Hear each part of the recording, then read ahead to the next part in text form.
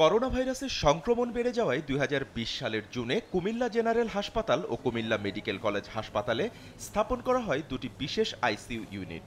Emergency response and pandemic preparedness প্রকল্পের আওতায় এসব ইউনিটে জনবল নিয়োগ দেওয়া হলেও গত ডিসেম্বরে প্রকল্পের মেয়াদ শেষ হয়ে যায়।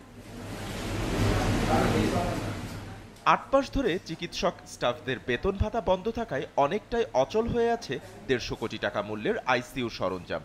ওয়ালটন আবারও মিলিয়নিয়ার অফারে ওয়ালটন ফ্রিজ কিনে আপনিও হয়ে যেতে পারেন মিলিয়নিয়ার। এছাড়া দীর্ঘদিন বেতন ভাতা বন্ধ থাকায় কোনো রকম জোড়াতালি দিয়ে চলছে বিশেষায়িত এই দুটি ইউনিটের কার্যক্রম।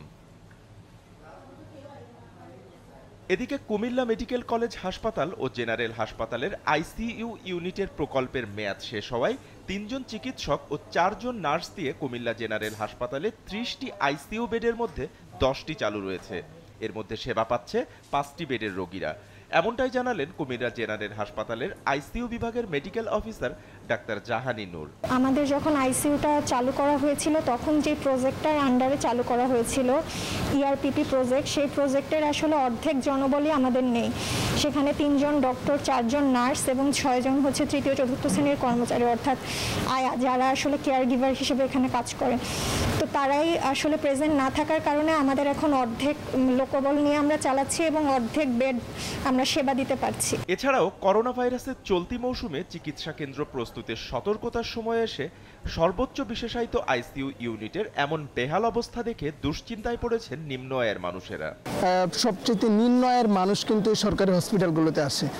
আমরা যদি এই আইসিইউর কথা চিন্তা করি, সদর হসপিটালের আইসিইউর কথা চিন্তা করি, তাহলে সেখানে দেখা যায় যে আইসিইউ ওয়ার্ড নিজে আইসিইউতে আছে, দেখা যায় যে এসির পানি পড়ছে, বা এটা খুবই দুঃখজনক একটি ব্যাপার। যে হিসাবে এখানে বেড আছে আইসিইউতে, ওই হিসাবে আসলে ডক্টর নাই, ঠিক আছে, ডক্টরের কোনো ইয়া নাই ওই হিসাবে।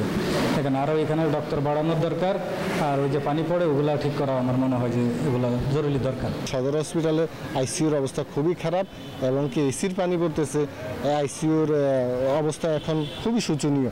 এসব নিয়ে স্বাস্থ্য মন্ত্রণালয় ও অধিদপ্তর অবগত আছেন, তাই খুব দ্রুত সময়ের মধ্যে এই জটিলতা নিরসন হয়ে আইসিইউ ইউনিটগুলো পুরোদমে চালু হবে বলে জানালেন এই কর্মকর্তা। আমরা সীমিতভাবে আমাদের এখানে যে এই সমস্ত চিকিৎসকবৃন্দ আছেন তাদের সহযোগিতায় সীমিত পর্যায়ে চালু রেখেছি। আমরা সরকারের কাছেও আবেদন করেছি জনবলের জন্য, যদি করোনা পরিস্থিতি আপনারা যেরকম মনে করতেছেন ওরকম হয়, মেডিকেল কলেজ যদি এইটা লোড না নিতে পারে, সেই ক্ষেত্রে হয়তো আমাদেরকে জনবল দেওয়া হবে এবং আমরা আমাদের কার্যক্রম অব্যাহত রাখব।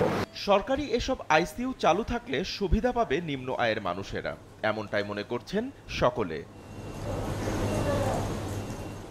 SA TV digital.